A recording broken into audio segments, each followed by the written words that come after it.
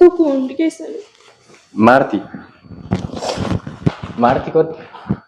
Itti yaadaan maaliidhaan koo jireenya koo mee waan meeqa jeeqeen si bira dhufe waan meeqa diigeen si bira dhufe si waliin hin jiraadhe yookiin ana filattaa yookiin ishee filatta. In sobda taanaan isheeyyuu arguun barbaadan doo.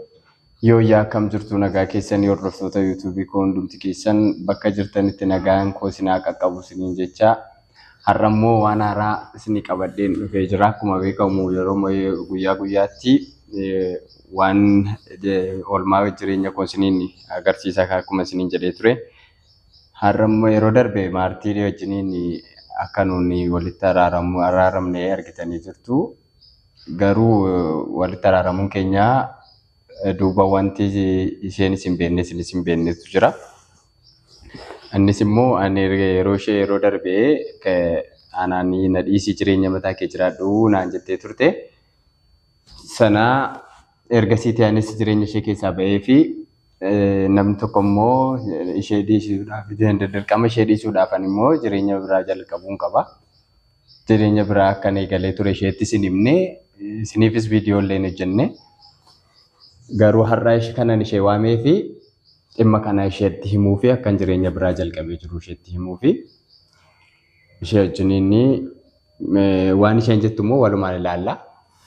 Jechuun araaramuu walitti araaramneerra garuu immoo jireenya keenya akka duraanitti walitti fufuudhaaf immoo dirqama namni nu gidduudhaa ba'uu qaba. Kanaaf yeroo naa kennin jedhanii maal akka isheen naan jettu immoo walumaan ilaallaa jechuudha. Nu hordofaan isiniin jedha. Kunoo dhufaa jirti maartiin ala geesseetti kophee baafachaa jirti. Dhufaa jirti. Oh, Maartii. Hai Bailey. Nagaadha. Jirtaa? Manni kee immoo bareeda. Galatoom. Manni keenyatu jettee natti tola ture. Mana kee dhagaa ammoo Akkamiin jirtaa? Nagumaafis barbaade garuu har'a waan siyaasofsiisuu barbaade tokko jira. Maali? Dheengadda nama wajjiniin dhuftee naanini akkatti si taasisuu dhabee garuu waan siyaasofsiisuu yeroo darbe akkuma jireenya kee galii jireenya koo keessaa bahee naan jettee turte miti Maartii. Yeroo sanatti jireen ture. Ani immoo calluma jedhee jireenya kee keessaa bahee jireenya eegaluun yookiin immoo qofaa koo jiraachuun baay'ee waan natti ulfaateef si dagachuuf immoo dirqama nin beektaa nama biraa wajjin wal baruun dirqama koo ture.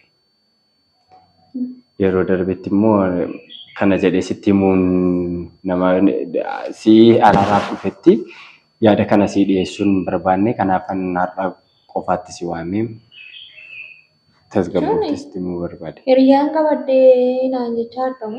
Jechiin akkasumas ta'ini nama si dagachuuf dirqama kooti. Nama wajjiniin yoo an kanaan alaa immoo jireenya keenya jeeqaa jiraadha wanta ta'eef jireenya kee keessaa sii ba'uuf immoo jireenya jalqabuun qaba. Kanaafuu akkan nama biraa wajjiniin hariiroo jireenyaa jalqabee ture sitti himuufan si waamee jira. Gammee si malee jiraadhu kanaan jechaa turte. Ani siif jedhee bar waan meeqa ta'e jireenya koo diigeera. Maal jechuudha? Garuu dhuguma dhugaa keeti. Anis immoo anan kanan jireenya kana eegaleefis immoo sumaaf jedheen. Jechi akkati jireenya kee hin jeequ jireenya koo hin jeeqinii jireenya koo keessaa naa bahee naan jettee turte maal. Yaadatta miti? Kanaafuu yoon amman akkan si jaalladhu ituma sitti himuu dirqama jireenya kee keessaa sii ba'uun qaba. Kana siif immoo sii gala yaada. Tokko jireenya koo hin jeeqinii erga jijjiiramtee jireenya mataa keetii jiraadhu. Kana booda jireenya koo hin jeeqinnaan jettee turte. Tolee erga akkas ta'eetiiti waan koomentii irratti illee namoonni baay'een bakka daa'ima qabdi daa'ima ishee guddifattu hin jeeqiniini ati jireenya mataa kee jiraadhu naan jedhaa turanii atis immoo irra deddeebi'ee si gaafadheera argiteetta. Kanaafuu ani immoo nama biraa wajjin jireenya yoo ni galee meebii ishee dagachuu hin danda'a jireenya ishee jeequu ni dhiisuu hin danda'a isa jedhu yaade. Kanaafuu Ani jaalalli qabadheera. Na dhiisii naan jechaa jirta. Na dhiisii osoo hin ta'in maal dhabeetaa Maartii? Guyyaa na barbaada. Nama tokko immoo wal baree har'a ka'e har'a dhiisuu hin danda'u. Sababiin isaa hariiroo jireenyaa ni beekta. Namni kunis hin miidhama. Akkati jireenya koo keessaa baatetti akkan jireenya kee dhiisetti itti himee ture. Har'a immoo ka'ee kaleessa miti ana ta'ee dhuftee natti himte. Kana gidduutti maal jedheetan Maartii wajjiniin araaramne irra ati immoo jireenya mataa kee jalqabi jedheen itti himuu danda'a. Kun ulfaatu. Kanaafuu yeroo naa kenni yookiin immoo isin akka waan isheen jettu nan gaafadha. Na dhiisuu dandeessi isheen. Gammee ana akkamittiin jechuun anis malee hin jiraadhu waan jettee anis kan duraa keenyaa yaadadhee jaalala duraan dabarsine yaadadhee miti kanatti deebi'e akkamittiin jechuun akkamitti akkas goote. Maartii sitti meeraa bara. Hin dandeenye. Siinsi dhiisuu waan hin dandeenyeef jireenya biraa eegale. Malee an siinsi jibbee miti. Akkan si dhiisuu hin dandeenye kana dura si'a meeqan sitti hime. Garuu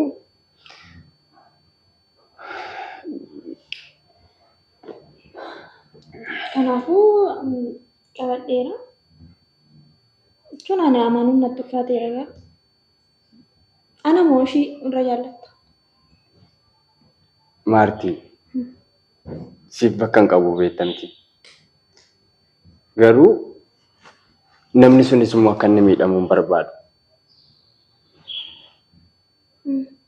Isinis immoo si jeequu hin barbaadu jireenya kee. Kanaaf yeroo naa kennitii itti yaada. Itti yaada maaliidha? Ani koo jireenya koo waan meeqa jeeqeen si bira dhufe waan meeqa diigeen si bira dhufe si waliin hin jiraadhe yookiin ana filattaa yookiin ishee filatta. Hin sobda taanaan isheeyyuu arguun barbaadan doo. Ishee si wal si agarsiisuu hin danda'a. Garuu miira kanaan immoo ishee wajjin wal arguu hin dandeessu Maartii. Gammeen amanuun natti uffaateera dhugaa. Ani siif jedheenidha bara. Jalqabumayyuu jireenya kanan eegalle siif jedheeni. Malee ani nama biraa wajjiniin akkan wal baruu hin barbaanne hin beekta. Si dhiisuu waan hin dandeenyeefan jireenya kana eegale. Jireenyan jalqabuu hin barbaanne siif jechan eegale. Jireenya koo hin jeeqinni keessaa naa ba'i bultii koo hin jeeqinni ani mana koo jiraachuun bulchachuun barbaada naan jetteennaan hamman Maartii jeeqaa jiraadhu jireenya mataa koo jiraadha. Ishee dhiisuudhaaf yaaluun qabaa kan jedhuun jireenya biraa eegale. Har'a ka'ee immoo har'ummaa ani sin barbaaduuti Maartiin naa deebitee itti deemi jechuun hin danda'a? Hin danda'u.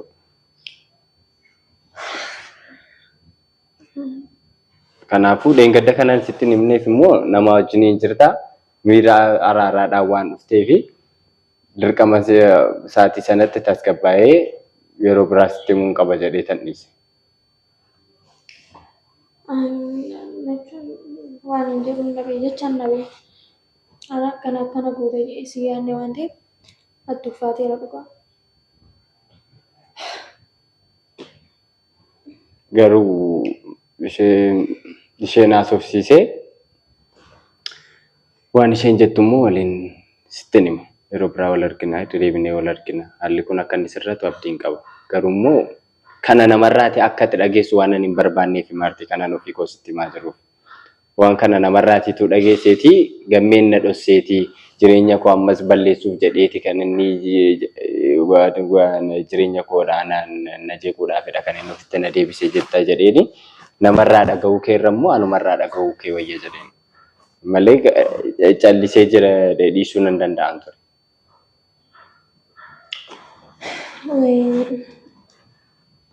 Jechaan dhabe dhugaa na gochisiisaa jira. Kanarratti akkas na gootee muqanna akkamittiin waan hin yaadanne jechaan dhabe. Kan koo garuu badii dhadhee yaaduuf marti. Sababiin isaa maaliif dhabeetaa? Siif jechadha malee ani ofii koodhaaf rakkoo hin qabu ture. Garuu immoo sidha kan jireenya koo keessaa naa ba'ii jireenya mataa kee eegalee erga jijjiiramtee jireenya mataa kee jiraadhu bakka nagaa naan jedhisidha. Anarraa abdii kuttee taa'een akka itti deebitee dhuftu immoo tasumaan tilmaamneen miiratti gaafa sana ittiin nagaggeessite nama deebi'ee dhufuyyuu hin fakkaattu. Gammee jireenya koo beektamti waan akkan dabarsaa tures hin beektamti itoo beektu waan jijjiiramtee xeeshinaa taa'ee of qopheessee gaafa dhufetti ati immoo kan biraa jijjiiramteen si argaa jechuun dachaan dhabeesi.